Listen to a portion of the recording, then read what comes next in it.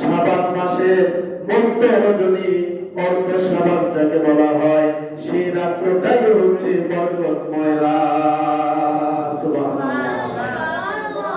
শাবান মাস, শবে বরাতের রাত যে মাসে আছে, এই শবে বরাতের নামাজ আমরা যে রাতে পড়ি, এই মাসের আরবি নাম হচ্ছে শাবান মাস। কি মাস?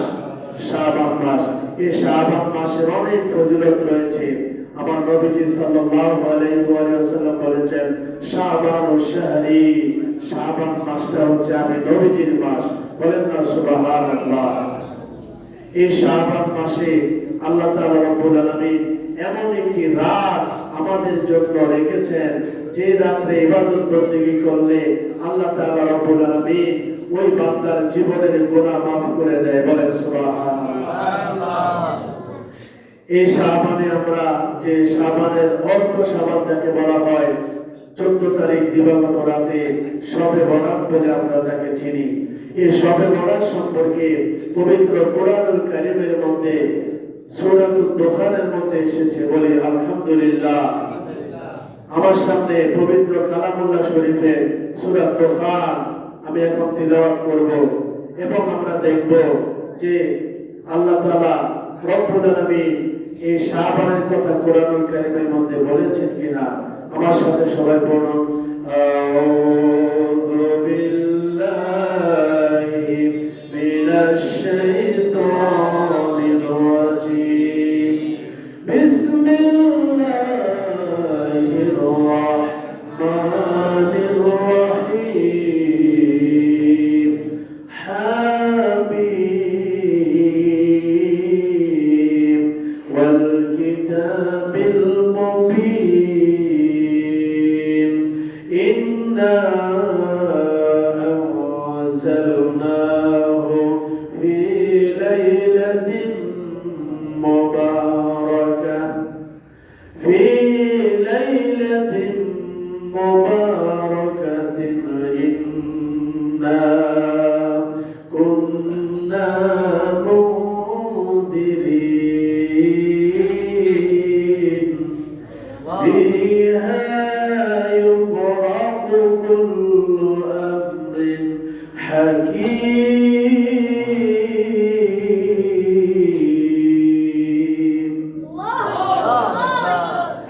আল্লাহ তাআলা রব্বুল আলামিন পবিত্র কোরআনুল কারীমের মধ্যে ঘোষণা দিয়েছেন, হামিম।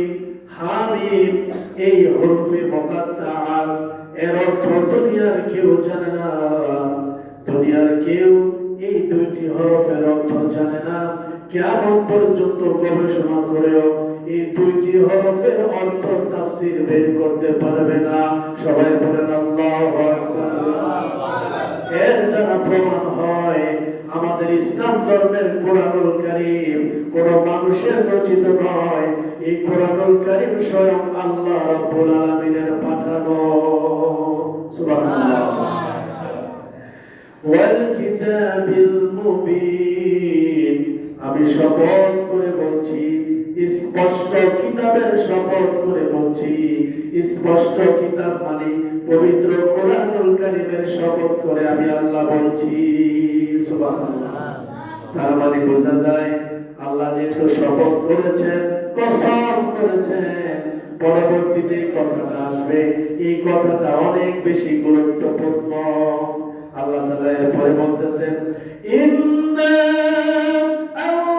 আনজালনাহু ফি লাইলাতিন মুবারাকাহ, ইন্না কুন্না মুনদিরিন।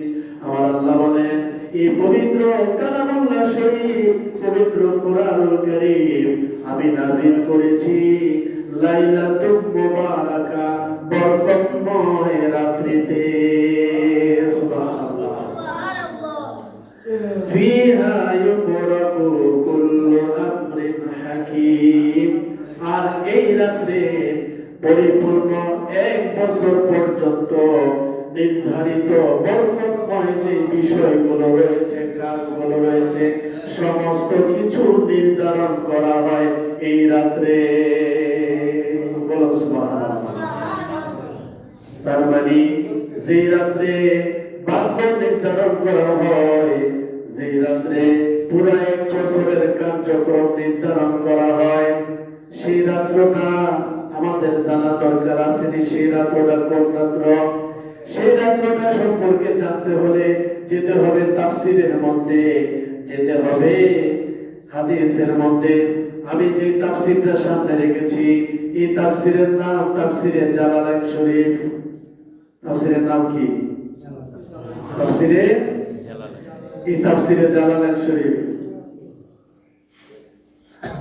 এই তাফসীরে জালালাইন শরীফের মধ্যে স্পষ্টভাবে বর্ণনা করে দিয়েছেন যে কোন রাত্রে আল্লাহ তাআলা ভাগ্যকে নির্ধারণ করেন, কোন রাত্রে আল্লাহ তাআলা পূর্ণ এক বছরের বিষয়গুলো নির্ধারণ করে দেন।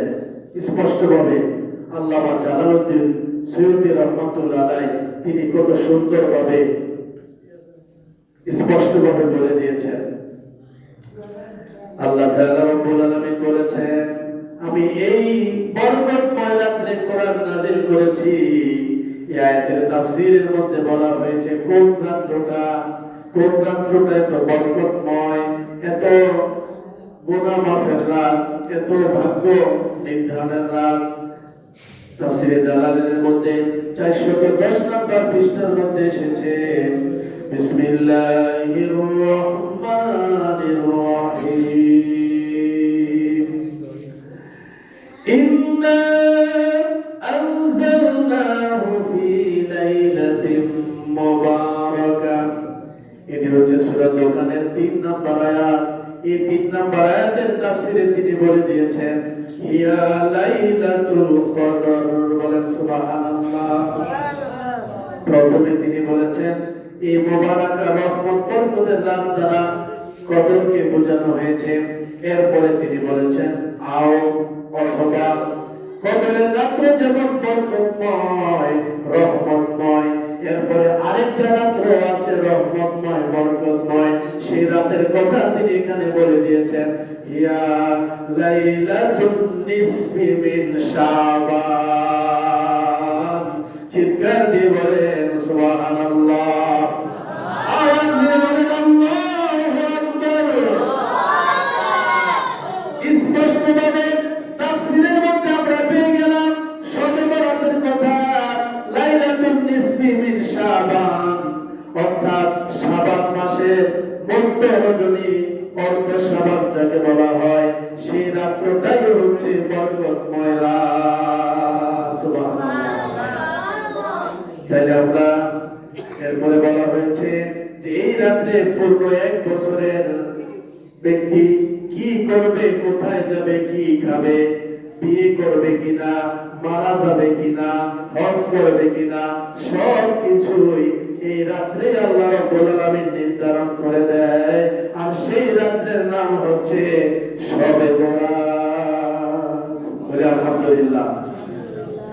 তাহলে কোরআন থেকে এবং কোরআনের তাফসীর থেকে আমরা বুঝতে পারলাম যে শবে বরাত রাত বলতে কি একটা কিছু আছে, একটা কিছু আছে। শবে বরাতের অস্তিত্ব আমরা কোরআন থেকে জানতে পারলাম। সূরা দোকানের 3 নম্বর আয়াত, লাইলাতুল মুবারাকা। লাইলাতুল মুবারাকা, এই লাইলাতুল মুবারাকাটাকেই শবে বরাত বলা হয়। সব শব্দটা ফার্সি। এই শবে বরাতে ফার্সি আর আরবির মিশ্রণে যে শব্দটা, এই শব্দটা হুবহু কোরআনে পাবেন না। কারণ নামাজ এটা ফার্সি শব্দ। এই নামাজ শব্দটা সারা জীবন আপনি খুঁজলেও কোরআন শরীফের মধ্যে নামাজ এই শব্দটা পাবেন না, কারণ এটা ফার্সি শব্দ। এই নামাজের আরবি শব্দ হচ্ছে সালাত। নামাজের আরবি শব্দ কি? সালাত। সালাত যখন খুঁজবেন তখন আপনারা কোরআনে পেয়ে যাবেন। তো এই জন্য শবে বরাত শব্দটা আরবি হিসাবে আমরা কোরআন থেকে পেয়েছি লাইলাতুল মুবারাকা। লাইলাতুল মুবারাকা। এরপরে আসে এই যে শবে বরাত আমরা নামাজ পড়ি, তাসবিহ তাহলিল পড়ি, এটা হাদিসে মুবারাকার মধ্যে আছে কিনা? হ্যাঁ আছে। অসংখ্য হাদিসে মুবারাকার মধ্যে রয়েছে। তো আমার সামনে যে হাদিসে মুবারাকা, এটি হচ্ছে ইবনে মাজাহ, সুনান ইবনে মাজাহ শরীফ থেকে ইনশাআল্লাহ শবে বরাতের আলোচনা করব ইনশাআল্লাহ। আল্লাহর হাবিব সাল্লাল্লাহু আলাইহি ওয়াসাল্লাম কত সুন্দর করে এখানে হাদিসে মোবারকে বলে দিয়েছেন, দেখেন খেয়াল করবেন। যেমন একটা বাব একটা অধ্যায় রয়েছে শবে বরাত সম্পর্কে। ইমাম ইবনে মাজাহ তিনি কত সুন্দর করে লিখেছেন, বাবু মা জাআ ফি লাইলাতুল নিসফি মিন শাবান। বলেন সুবহানাল্লাহ। একটা বাব তিনি এখানে এনেছেন, একটা অধ্যায় তিনি এনেছেন, সেই অধ্যায়ের নাম দিয়েছেন লাইলাতুল নিসফি মিন শাবান, অর্থাৎ শবে বরাতের রাতের নামাজ এবং রোজার ফজিলতের অধ্যায়। বলেন আলহামদুলিল্লাহ। এরপরে আসেন কত সুন্দরভাবে হাদিসগুলো তিনি সাজিয়েছেন। বিসমিল্লাহির রহমানির রহিম।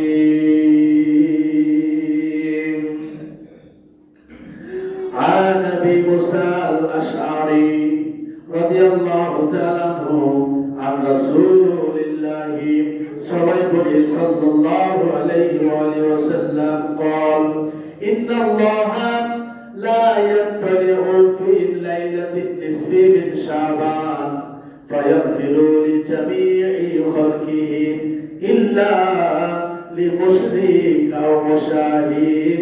সবাই বলুন আল্লাহু আকবার। সাহাবীর নাম আবু মুসা আল আশআরী রাদিয়াল্লাহু তাআলা আনহু। তিনি রাসূলুল্লাহ সাল্লাল্লাহু আলাইহি ওয়াসাল্লাম থেকে বর্ণনা করতেছেন। তিনি বলেন, আমার নবীজি ইরশাদ করেছেন, ইন্নাল্লাহ, নিশ্চয় আল্লাহ রাব্বুল আলামিন কি করেন, নাজিল হন অথবা রহমতের দৃষ্টি দান করেন। কোথায়? এই শবে বরাতের রাতে, লাইলাতুল নিসফি মিন শাবানে, শবে বরাতের রাতে আমার আল্লাহ রাব্বুল আলামিন তার সৃষ্টির উপরে রহমতের একটা দৃষ্টি দান করে এবং সমস্ত সৃষ্টি জগৎকে আমার আল্লাহ মাফ করে দেয়। ইল্লা মুশরিকা ওয়া মুশাহিদ, যারা শিরক করে তাদেরকে আমার আল্লাহ মাফ করে না, আর যারা হিংসা করে হিংসুকদেরকে আমার আল্লাহ মাফ করে না।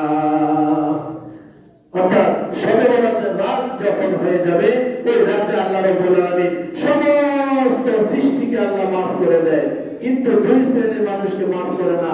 এক শ্রেণী হচ্ছে যারা মুশরিক কাফের, আল্লাহর সাথে যারা শরীক করে, তাদেরকে আমার আল্লাহ কি করবে না, মাফ করবে না। আর মানুষকে যারা হিংসা করে, মানুষের ভালো যারা সহ্য করতে পারে না, মানুষকে হিংসা বুঝেন তো, হিংসুক, হিংসা একটা বলা, আরেকজন এত ভালো খায়, এত ভালো চলে, আরে তুমি আলহামদুলিল্লাহ বলো, শুকরিয়া আদায় করো, আমার মুসলমান ভাই অনেক ভালো চলতেছে, আমার মুসলমান ভাই, আমার ইমানি ভাই, আমার জাতি ভাই আল্লাহ তাকে এমন একটা পর্যায়ে নিয়েছে, আলহামদুলিল্লাহ, তার দ্বারা তো তুমিও উপকার হতে পারে একবার না একবার। কি বলেন, ঠিক না? আমাদের এই গ্রাম থেকে একজন অনেক বড় পর্যায়ে চলে গেলেন, আমরা যেগুলো একটা কাজের জন্য ওনার কাছে গেলে উনি তো কাজটা করে দিবে, ঠিক না? এই জন্য আমরা তো আজ থেকে হিংসা করবো না। এই শবে বরাতের রাতের আগে, শবে বরাতের রাত কিন্তু মঙ্গলবার রাত, এই মঙ্গলবার রাতে আমরা কি করবো, শবে বরাতের নামাজ আদায় করবো। আমরা সবাই সবাইকে মাফ করে দিব। আল্লাহ যেন কবুল করেন সকলের উপরে, আল্লাহুম্মা আমিন। তাহলে আমার ভাইরা, বন্ধুরা, বাবারা, এই হাদিস থেকে 1390 নম্বর হাদিস ইবনে মাজাহ শরীফের, এই হাদিস থেকে আমরা জানতে পারলাম যে আল্লাহ তাআলা শবে বরাতের রাতে সবাইকে কি করবেন, মাফ করবেন। সবাইকে কি করবেন, মাফ করে দিবেন। কোন রাতে? শবে বরাতের রাতে। তো শবে বরাতকে হাদিসের ভাষায় বলা হয় লাইলাতুল নিসফি মিন শাবান। লাইলাতুল নিসফি মিন শাবান, এই গেল এক হাদিস। এখন আসেন আরেকটা হাদিস। এই হাদিসের মধ্যে আরেকটু স্পষ্ট হয়ে গেছে আমল সংক্রান্ত ব্যাপারে। এটা হচ্ছে 1388 নম্বর হাদিস। এটা আন্তর্জাতিক নাম্বার। হাদিসের রাবি হচ্ছে মাওলা আলী রাদিয়াল্লাহু তাআলা আনহু। বিসমিল্লাহির রহমানির রহিম। আন আলী ইবনে আবি তালিব قال قال رسول الله সবাই পড়ি সাল্লাল্লাহু আলাইহি ওয়া আলিহি ওয়াসাল্লাম, ইযা কানাত লাইলাতুন নিসফি মিন শাবান ফাকুমু লাইলাহা ওয়া সুমু নাহারাহা আইয়ামাহা ফাইন্নাল্লাহা ইয়ানজিলু ফিহা لغروب الشمس إلى سماء الدنيا فيقول ألا من مستغفر فأغفر له ألا مسترزق فأرزقه ألا مبتلي فأعافيه ألا كذا ألا كذا ألا كذا حتى يطلع الفجر সবাই বলুন সুবহানাল্লাহ। ইবনে মাজাহ শরীফের আরেকটি হাদিসের মধ্যে এসেছে, হাদিসের রাবী মাওলা আলী রাদিয়াল্লাহু তাআলা আনহু তিনি বলেন, আমি নবীজি সাল্লাল্লাহু আলাইহি ওয়াসাল্লাম থেকে বলতে শুনেছি, অথবা তিনি বলেন আমার নবীজি সাল্লাল্লাহু আলাইহি ওয়াসাল্লাম ইরশাদ করেছেন যে ইজা কানাত লাইলাতুন নিসফি মিন শাবান, যখন শবে বরাত শাবান মাসের অর্ধ সময় চলে আসে, অর্ধ শাবানের রাত যখন আসে, অর্থাৎ শাবানের অর্ধেক মাস মানে শবে বরাতের রাত, যখন শবে বরাতের রাত চলে আসে তখন ফাকুমু লাইলাহা ওয়াসুমু ইয়াওমাহা, হে আমার উম্মত কিয়ামত পর্যন্ত যারা আসবা সবাই রাতের বেলায় ইবাদত বندگی করো আর দিনের বেলায় রোজা রাখো। রাতের বেলায় কি করো? ইবাদত বندگی করো আর দিনের বেলায় রোজা রাখো। কে বলেছেন? আমার নবী রহমাতাল লিল আলামিন। তো নবীজি যেহেতু বলেছেন রাতে ইবাদত করো দিনে রোজা রাখো, তাহলে আমার নবীজি বলেছেন রাতের বেলায় ইবাদত করো দিনে রোজা রাখো। তো আজকে কে যে আমার নবীজির উপরে কথা বলে, তারা এসে বলতেছে যে শবে বরাত বলতে কোনো কথা নাই, বলেন নাউজুবিল্লাহ। আমরা কি মানুষের কথা মানবো না আমার নবীজির কথা মানবো?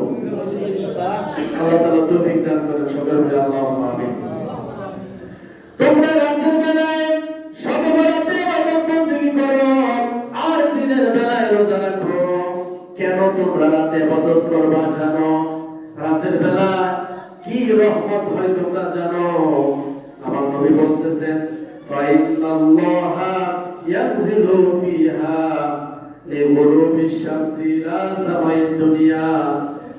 এই শবে বরাতের মাগরিবের আযান যখন হয়ে যায়, শবে বরাতে মাগরিবের আযান হয়ে যাওয়ার সঙ্গে সঙ্গে আমার আল্লাহ রাব্বুল আলামিন এই দুনিয়ার আসমান, প্রথম আসমানে আল্লাহ তাআলা রাব্বুল আলামিন রহমতের দৃষ্টি তাজাল্লি দান করে। সুবহানাল্লাহ। ফায়াকুলু, আর আমার আল্লাহ বলতে থাকেন, আমার আল্লাহ বলতে থাকেন, আমার আল্লাহ ডাক দিয়ে বলতে থাকেন আলা মিন মুস্তাগফিরিন ফাগফির লাহ। কেউ কি আছো তোমাদের মধ্যে গুনাহগার? আজকে রাতে আমি আল্লাহ রাব্বুল আলামিনের দরবারে ক্ষমা চাও, আমি আল্লাহ রাব্বুল আলামিন তোমাদের জীবনের গুনাহগুলো মাফ করে দিব। আমার আল্লাহ বলেন আলা মুস্তারজিকুন ফাআরজুকা, তোমাদের মধ্যে কেউ কি আছো রিজিকের কমতি আছে, তোমাদের অভাবগ্রস্ত আছো, খেতে পাও না, খাবারের মধ্যে তোমাদের অভাব রয়েছে, অভাবগ্রস্ত আছো, আজকে রাতে আমি আল্লাহ রাব্বুল আলামিনের কাছে চাও, আমি তোমাদের রিজিকের মধ্যে বরকত বাড়িয়ে দিব। এরপরে বলেন হে আমার বান্দারা, তোমাদের মধ্যে এমন কি আছো ভীষণ অসুস্থ, অসুস্থতার মধ্যে কাতরাচ্ছ, বড় কষ্ট পাচ্ছ, আজকে শবে বরাতের রাতে আমি আল্লাহ রাব্বুল আলামিনের কাছে চাও, আমার কাছে সুস্থতার জন্য দোয়া করো, সুস্থতার জন্য দোয়া চাও।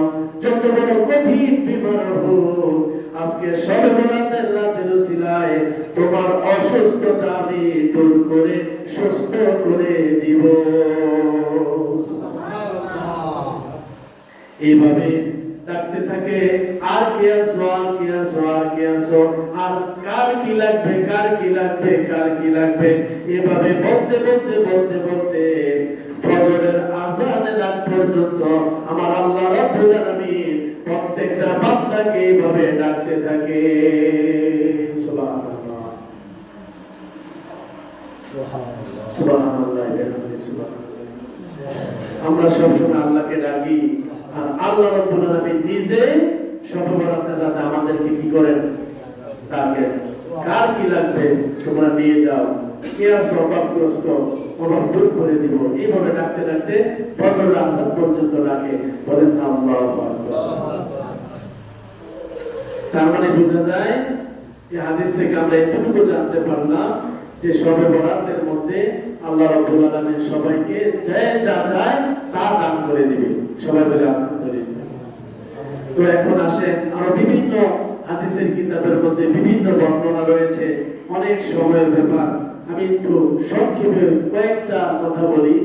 যেমন ইমামে তাউস রাহমাতুল্লাহ আলাইহি, তিনি হাসান রাদিয়াল্লাহু তাআলা নবীজির নাতি, নবীজির নাতি ইমামে হাসান রাদিয়াল্লাহু তাআলা ওনার কাছে গিয়ে বললেন, হুজুর, এই যে শবে বরাতের রাত, এই রাতে আমরা কিভাবে আমল করব আর আপনি কিভাবে আমল করেন আমাদেরকে একটু জানিয়ে দেন। তখন নবীজির নাতি, নবীজির কলিজার টুকরা নাতি, তিনি বলে দিলেন যে আমি এই শবে বরাতের রাত আসলে রাতটাকে আমি কয়েক ভাগে ভাগ করি। বলেন সুবহানাল্লাহ, সুবহানাল্লাহ। সম্পূর্ণ শবে বরাতের রাতকে আমি কয়েক ভাগে ভাগ করি, আর আমি ইবাদতের মধ্যে সারা রাত কাটিয়ে দেই। বলেন সুবহানাল্লাহ। তো তিনি কিভাবে কাটান? কয়েক ভাগে ভাগ করার এক ভাগ হচ্ছে আমার নবীর উপরে বেশি বেশি দরুদ শরীফ পড়তে থাকি। বলেন সুবহানাল্লাহ।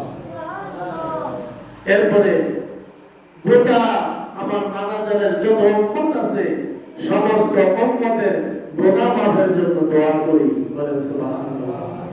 অর্থাৎ তিনি নামাজ, জিকির, দরুদ এইভাবে করতে করতে তিনি পুরাটা রাত কাটিয়ে দেন। বলেন সুবহানাল্লাহ, সুবহানাল্লাহ। তো আমাদের মাযহাবের ইমাম আবু হানিফা রাহমাতুল্লাহ আলাইহি, তিনিও এই শবে বরাতের রাতে ইবাদত বন্দেগী করতেন। পিরানে পীর দস্তগীর হযরত আব্দুল কাদের জিলানী রাদিয়াল্লাহু তাআলা আনহু, তিনিও আজকের এই রাতে, এই শবে বরাতের রাতে তিনি ইবাদত করতেন। ওনার বুনিয়াদুত তালিবের কিতাবের মধ্যে বর্ণনা এসেছে, আর বিভিন্ন বর্ণনা এসেছে। হযরত মুআয ইবনে জাবাল রাদিয়াল্লাহু তাআলা আনহু থেকে হাদিস এসেছে যে এই রাতে আল্লাহ তাআলা সবাইকে মাফ করে, শুধু যারা মুশরিক আর হিংসুক তাদেরকে ব্যতীত। আর এই হাদিসটি হচ্ছে সবচেয়ে আসহহা, সবচেয়ে সহিহ হাদিস। বলি আলহামদুলিল্লাহ। এটি সহিহ ইবনে হিব্বানের মধ্যে এসেছে 5665 নম্বর হাদিস। বলে আলহামদুলিল্লাহ। এই হাদিসটি শুধু একটা দুইটা কিতাব নয়, 270টি কিতাবের মধ্যে এই হাদিসটি সহিহ রাওয়ায়াতে বর্ণনা হয়েছে। সবাই বলেন আলহামদুলিল্লাহ। আর যদি বলেন যে রুটি হালুয়ার ব্যাপার, রুটি আর হালুয়া, তো হালুয়া রুটি আজকে যদি আমি আমার বাসায় বানাই, খাই, নাজায়েজ হবে? আপনার বাড়িতে দাওয়াত দিয়ে আমাকে খাওয়া নাজায়েজ হবে? তাইলে বরাতের রাতে আমরা যদি হালুয়া রুটির ব্যবস্থা করি, তাইলে কেন এটা বেদাত হবে, নাজায়েজ হবে? আমার তো বুঝে আসে না। আপনাদের বুঝে আসেনি? আপনাদের বুঝে আসে? ওই রাতে কি হালুয়া রুটি খেলে বেদাত হবে? কোনো গুনাহ হবে? আজকের জন্য যেটা হালাল, এটা কি কয়েকদিন পর আবার হারাম হয়ে যাবে? তাহলে এটা কি বলেন তারা? বুখারী শরীফের 12 নম্বর হাদিস, বুখারী শরীফের 12 নম্বর হাদিসে সাহাবী জানতে চাইলেন, ইয়া রাসূলুল্লাহ, ইসলামের মধ্যে উত্তম কাজ কি? তখন নবীজি বললেন, একজন আরেকজনকে সালাম দিবা আর একজন আরেকজনকে খাবার খাওয়াইবা, এটা হচ্ছে ইসলামের মধ্যে উত্তম কাজ। বলে আলহামদুলিল্লাহ, আলহামদুলিল্লাহ। আল্লাহ তাআলা আমাদের সবাইকে কবুল করেন, মঞ্জুর করেন। সকলে বলে আল্লাহুম্মা আমিন। তো আমাদের বাংলাদেশে মঙ্গলবারে রাতে 3 ফেব্রুয়ারি রাতে কি হবে? শবে বরাত হবে, শবে বরাতের নামাজ হবে। এবং 4 ফেব্রুয়ারি আমরা সবাই রোজা রাখবো। 4 ফেব্রুয়ারি আমরা সবাই রোজা রাখবো। আর কেউ যদি 3টা রোজা রাখতে রাখতে চাই তাহলে সোমবার, মঙ্গলবার, বুধবার, 2 ফেব্রুয়ারি, 3 ফেব্রুয়ারি, 4 ফেব্রুয়ারি, নামাজের আগের দিন একটা, নামাজের দিন একটা, নামাজের পরের দিন একটা, এই 3টি রোজা আমরা রাখবো।